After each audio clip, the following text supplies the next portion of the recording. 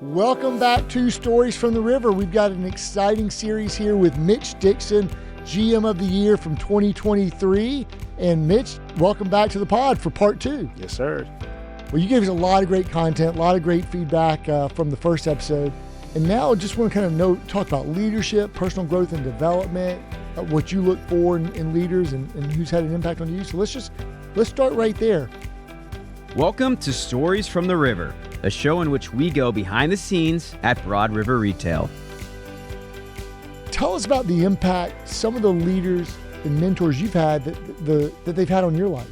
It's a lot, man. I can go all the way back to my childhood, mainly my dad. I talked to you off air about my dad. My dad, he passed away. He was in 2015. He was my basketball coach. He was a teacher. He was, someone that gave me great advice. He was same fraternity. And so that was someone that I really saw him as a father. And I saw him as a leader and as a coach, as a teacher, as a speaker, as an author. I can go down the list. And, he was a speaker and an author? Author, yeah, towards the end. Yeah, he was assistant superintendent Shelby, I want to say Cleveland County. Mm-hmm. Okay. When he passed. But yeah, my dad is the main one that gave me the best, most influence. Yeah. And so do you find yourself like wanting to emulate the path that he took or follow in his footsteps or, to make him proud of what the man you've become and are becoming? Yeah. Honestly, everything I do, I feel like he's on my shoulder. So I always want to make the right decision. Still to this day, I want to impress him. And, it's funny, Charlie, I remember as a kid, he would tell me like, hey, like small stuff. Hey, make sure your bed is made before you leave, or make sure your bathroom's clean once a week, and now I see myself doing the same thing with my kids. It's like it's full circle. That's good. Yeah. I hope my son will just remember to take his cereal bowl out of it or cup out of the living room. All right. That's good stuff. If I could get them to make their bed, that's a whole other thing. All right. So you've also had the opportunity to lead, mentor, guide, and direct fellow memory makers, and you've been able to see them grow and prosper and thrive. Can you share some of your favorite personal growth and development stories of someone from your team? Yeah, I can definitely go over I can definitely give a something that I really stand on when it comes to leadership and helping people that I am leading. And number one is you want to be immersed in the, so to speak, Chris Berry's term, the trenches. Mm-hmm. Like you want to show you're on the front line and you want to show like, hey, I'm there with you. Mm-hmm. And if you can show that type of transparency, I think you get more buy-in. Mm-hmm. And so there's plenty of maybe smaller stories that I don't remember, but I think I built a lot of trust by showing, hey, I'm willing to do it with you too. Shoulder to shoulder. Shoulder to shoulder, yeah. Shoulder to shoulder, got it.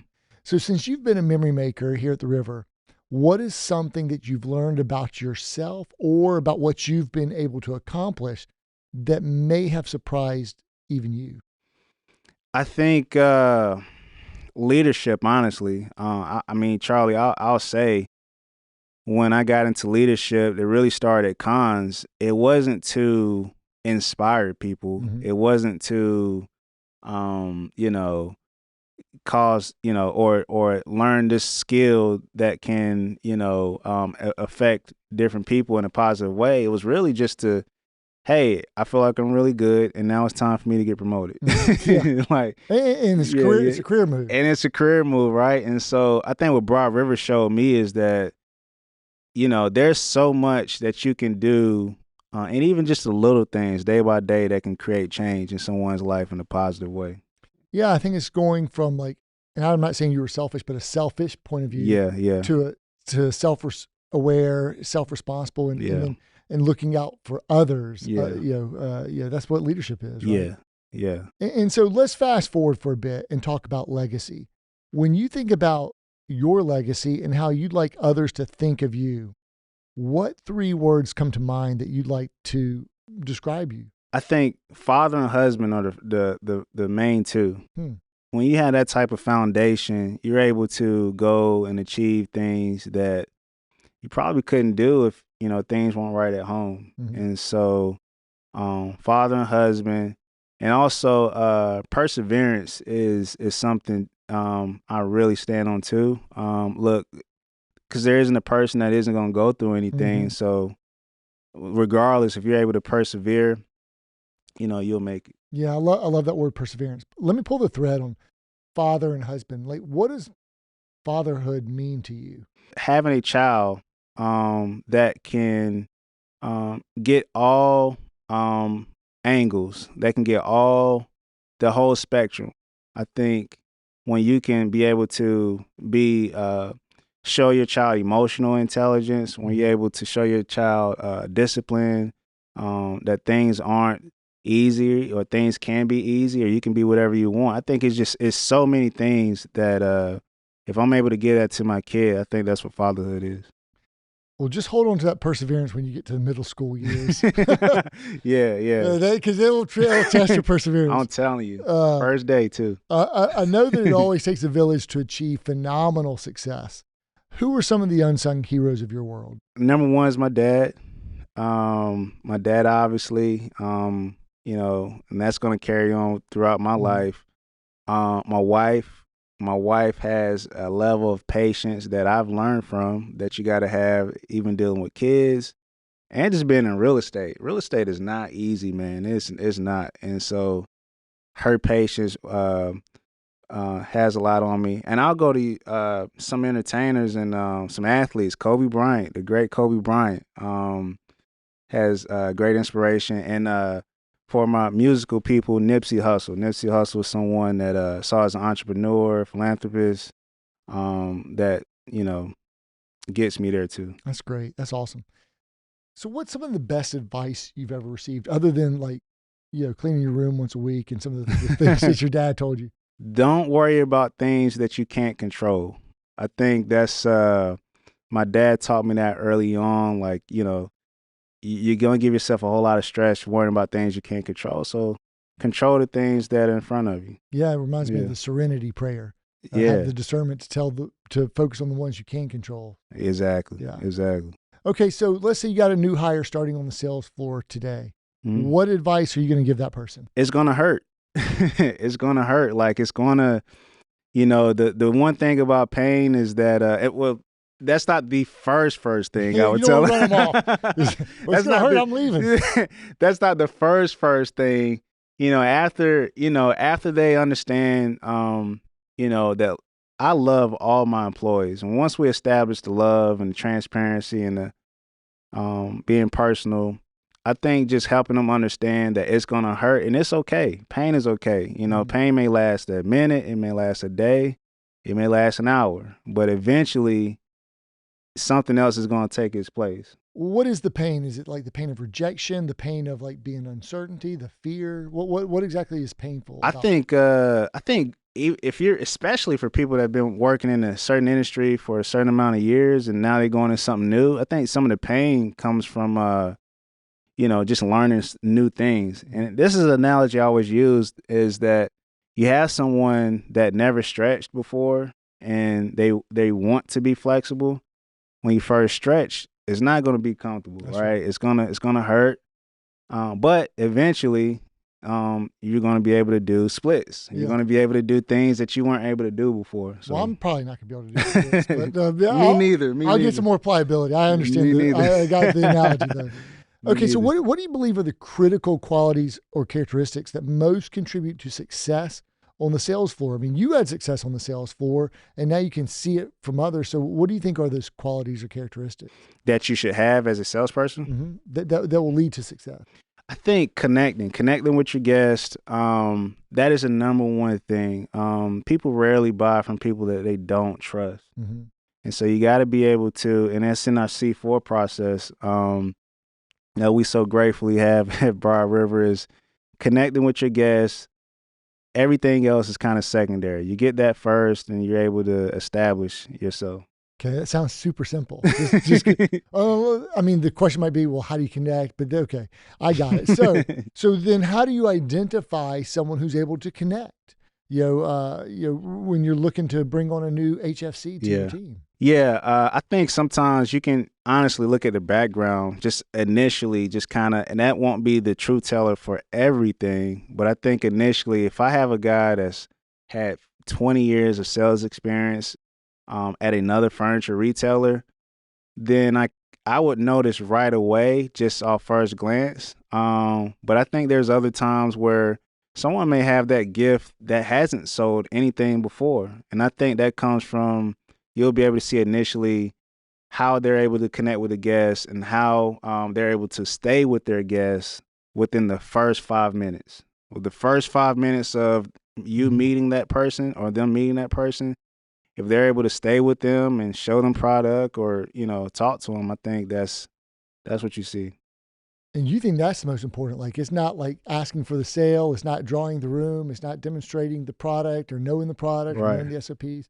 Well, this is the thing, Charlie. Like, I always relate to, sales to dating, right? So no one ever goes on a terrible date and says, you know what? I want to go with that person again. I want to do a second date, right? So you gotta hit it off the first time. You can't create a second first impression. So if you're able to connect, you're able to sell more. Honestly. Fair enough.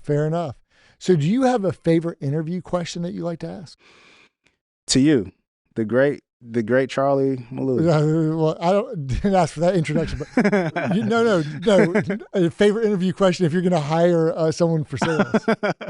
If you want to ask me a question, you can, and I'll come work for you. I'm sure I could learn some stuff. No. I think the question I would ask is, what do you want out of this opportunity? What's your ultimate goal? What are you trying to achieve? I think you can gauge a lot off of that, whether it's money or whether it's, hey, I just want to be able to work somewhere closer. Okay. So are you looking for red flags or green flags based off kind of how they answer that? Yeah, red flags. I'm not necessarily looking for red flags, but they'll pop up, as I ask that question. But I'm looking for what's inside. Okay. The motivator. I got you. You're looking for the internal motivation. Yeah. Gotcha. Because that's something you can work with. Yeah, exactly. So in terms of leadership, and you talked about this earlier. So what do you think are your best leadership qualities? I think persistence. I think being told no. That goes back to my days as a kiosk phone seller.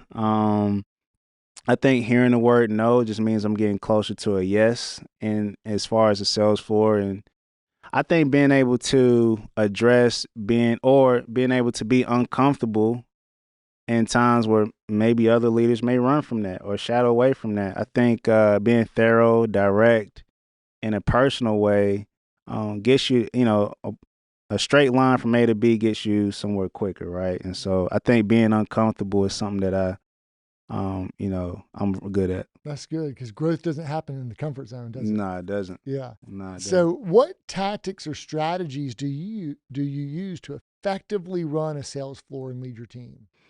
I think, another one of my talents is spatial awareness, floor awareness. We call it P2I, position to impact. I think I like that phrase, spatial awareness. Spatial awareness, man. You gotta know who's on your floor. It's kind of like football, right? You gotta know who's good at what. And if you, I'm speaking a little football to some of my football fans, but if I have a defensive player that's not necessarily that fast and they're guarding someone that really is fast, I might want to give them some support, right? Like I want to shade that way, and that's how it is on the sales floor. You got to make sure what your team is really good at, and give them the support they need. Yeah, like head on a swivel. You're in the game. You're coaching. You're running the X's and O's and Z's, and okay, I got to move zone over here. I have to go man to man over here. I got to blitz over here. And delegation too. Yeah. Delegation is key. You got to be able to delegate to people that you can trust to get their job done. Okay. All right, let's rewind the clock. If you could go back to your first day or even your day zero, what would you tell your younger self about what life is going to be like here at the river? I was never worried, but having success I've had at cons, I think at first I was just ready to microwave the process. Like I'm just ready to know this stuff. I'm ready to know the system. I'm ready to know the computer. Like I'm just ready to know the financing. And I would tell myself, look, it's going to happen. Just trust the process, take it day by day, and just enjoy the growth because it's going to come. Yeah. That's good advice. I think that's really good advice. All right. So let's talk about culture and things of that nature, best places to work. So Broad River has been recognized by Furniture Today as one of the best places to work in the industry for the past 3 years. Yeah. Mitch, why is that? Amazing, man. Amazing. I just think that the culture here, the recognition is the biggest thing within this company. I've never seen, a company have recognition the way we have it here, and just being just a family atmosphere. I think that's the main thing. Family atmosphere. Okay. And so what do you think makes us one of the 10 companies in our industry who received the distinction last year in the United States? I mean, look what we're doing now, Charlie. I'm having a podcast with the CEO of the company. I mean, that's not something that people typically do. And well, you're the GM of the year. This is a story we got to tell. The great Mitch Dixon, everyone. All right. So what is this designation mean or tell us about our culture? Yeah. As far as you mean, people being here and best places to work. Yeah. Because I mean, it's people who filled out the survey who work here. Sure. We didn't we just said, "Here's the survey. Would you take it?" And we didn't tell them what to say or how to answer it. Man, I just think that culturally, I think everything's aligned. I think that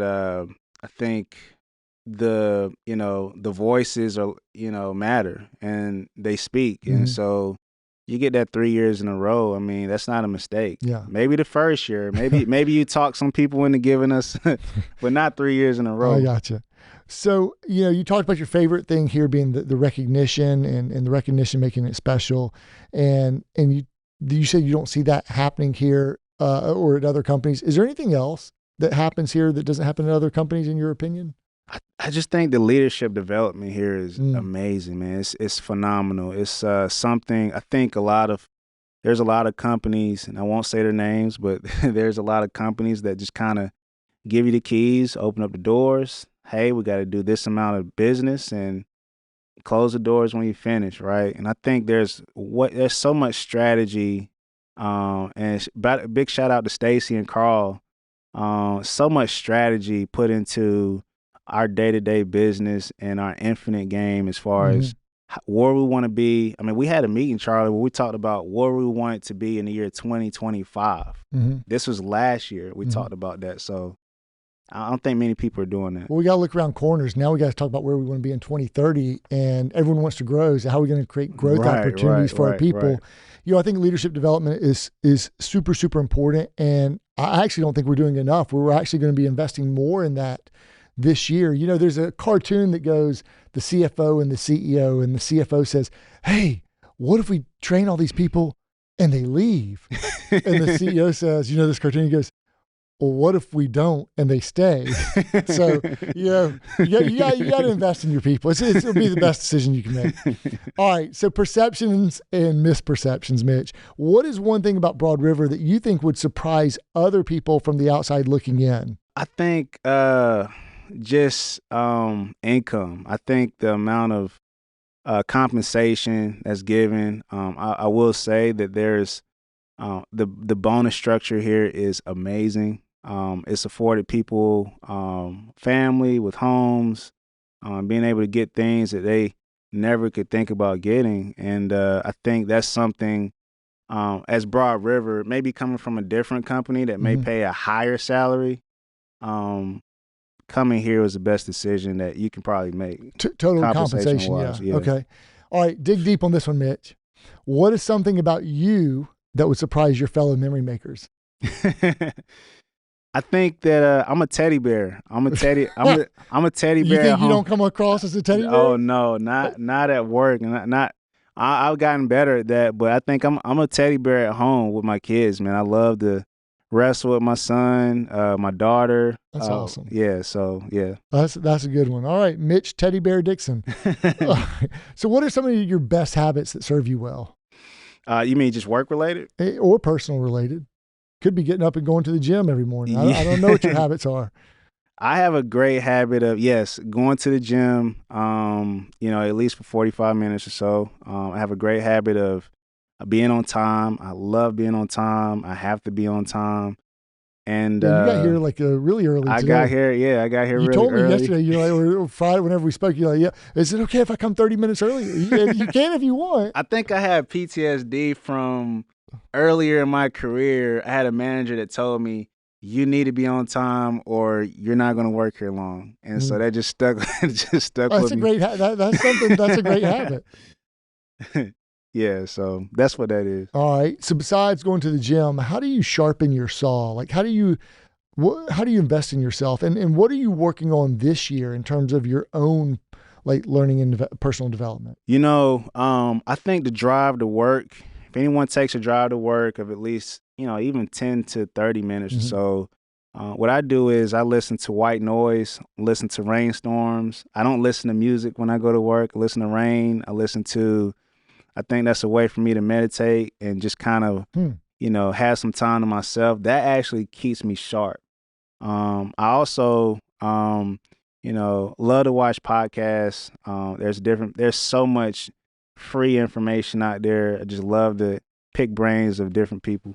Okay. You want to list one of your favorite podcasts or two? I think my favorite, and I listen to a lot of sports podcasts, but my favorite interviewer was the late, great Nipsey Hussle. Okay. Got a lot of business advice, a lot of great business advice. That's awesome. All right. So we talked about this earlier. You were recently promoted to take on the GM duties at our university store, the U. So it's going to be a whole new challenge. And then we talked about, the Chiefs just won back-to-back Super Bowls for something that hasn't happened in like nearly 20 years, 19 years. Yep. And so, Mitch, we've never had back-to-back GM of the Year recipient. So what do you do for an encore? How do you stay hungry?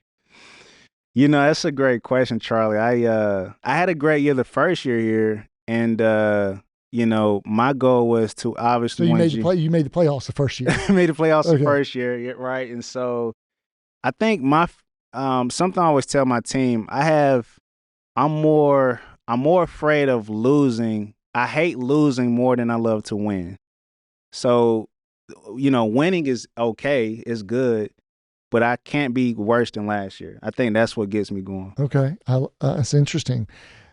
And so, what are some of the tangible goals that you have for 2024 for yourself and for the U? I think winning Yoda. If anyone doesn't know what Yoda is, that's the prestigious award that goes to the store that has KPI-wise has the best month, so to speak. Yeah, best overall month. Best overall month, and want to win multiple. Goal is to win multiple of those. Obviously, GM of the Year is another one. And honestly, being promoted outside my store, that's always been a goal of mine. Okay, love it.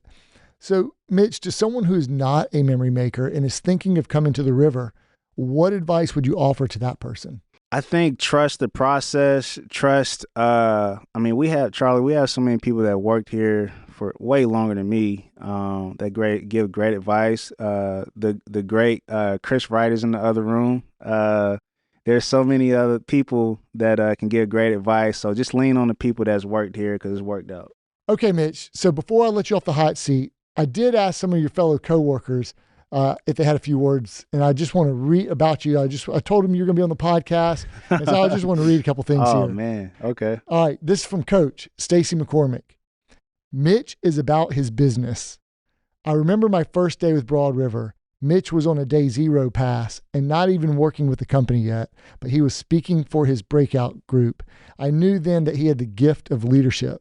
If we were talking about something that will increase business and make him and his team better, he is locked in and finding a way to get it done. This laser focus, along with his intelligence and drive, was key to being selected GM of the Year in 2023. We are very fortunate to have Mitch at the river. Man, that means a lot, man. Yeah, all right. I'm going to keep going. This is from Carl. I got this one on my phone. Okay. All right. Mitch, as I think about your time at the river, I'm reminded of your relentless pursuit of success, Your willingness to always lead from the front and your commitment to achieving nothing short of greatness are qualities that set you apart as a true leader. Yet, amidst your fierce dedication to driving business results, it's your role as a husband and father that truly defines the depth of your character. Your ability to balance the demands of work with your responsibilities at home speaks volumes about your integrity and your understanding of what truly matters in life. While you may be all business on the surface, your dedication to your family reminds us all of the importance of the human side of leadership. Mitch, your journey shows us that true success is not just measured by numbers or accolades, but by the relationships we build, the lives we touch, and the legacy we leave behind. Thank you for embodying the spirit of excellence, for leading with purpose, and for inspiring us all to reach new heights. Your leadership is not just about driving business, it's about driving humanity forward. Keep shining bright, Mitch, for your light illuminates the path for us all. Glad to be on your team, Carl. Man, that's powerful stuff. Man, that's really heavy, man. That's cool, isn't it? That's high praise. All right, let's see what I got here from Renee Bradley. Let's see what she said. It took me 2 years to get Mitch to come to Broad River. And man, was he worth the wait. His level of commitment, tenacity, and loyalty is immeasurable. He's the guy I can always count on. So those were some great nuggets there from some of your folks who know you well, know you best.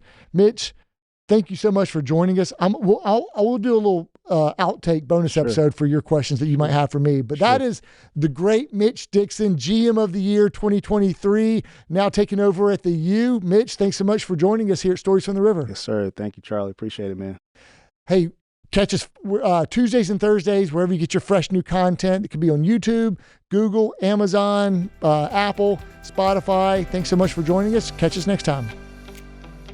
Thanks for listening to Stories from the River. To check out more episodes, visit storiesfromtheriver.com. Join us again next week, and remember to like, rate, and subscribe to the podcast.